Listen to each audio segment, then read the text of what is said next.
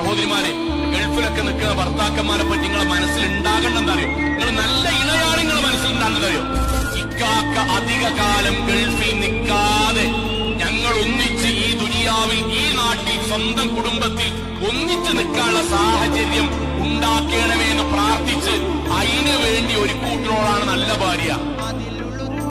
ആകെ എത്ര കാലം ദാമ്പത്യ ജീവിതം ഉണ്ടാകുക? 30-ാം വയസ്സിൽ ഗൾഫ് പോയാൽ കല്യാണം കഴിഞ്ഞിട്ടുള്ള കാര്യമാണ്. 30-ാം വയസ്സിൽ പോയാൽ 63, 64 ആകുമ്പോൾ വരും. ആകെ 30 കൊല്ലം ദാമ്പത്യം.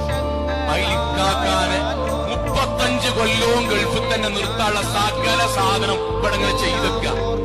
എന്നിട്ട് ഞാൻ ഗൾഫാറിന്റെ കുടുംബമാണ്, എനിക്ക് പൈസ ഉണ്ടെന്ന് അറിയിക്കുന്ന രൂപത്തിൽ ഈ ദുനിയാവ് ജീവിക്കുക. അതിനേക്കാൾ പോലെ ക്രൂരത എന്താ? ഒരു മനുഷ്യനെ ഗൾഫിൽ നിന്ന് നാട്ടിക്ക് വരാൻ അയക്കാത്ത വിധം ഇവിടെ കടണ്ടാക്കി വെക്കാം. വിലണ്ടാക്കുമ്പോ നമുക്ക് കുറയാൻ പറ്റൂല കേട്ടോ.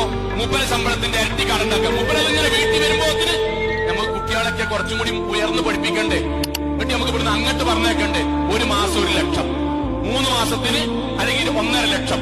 എന്നിട്ട് അദ്ദേഹം അതിങ്ങനെ വീട്ടിൽ വരുമ്പോഴേക്കും രണ്ടാമത്തെ കുട്ടിനെ, ഒന്നാമത്തവനെ പറഞ്ഞയച്ച സ്ഥിതിക്ക് രണ്ടാമത്തേനും പറഞ്ഞേക്കണ്ടേ?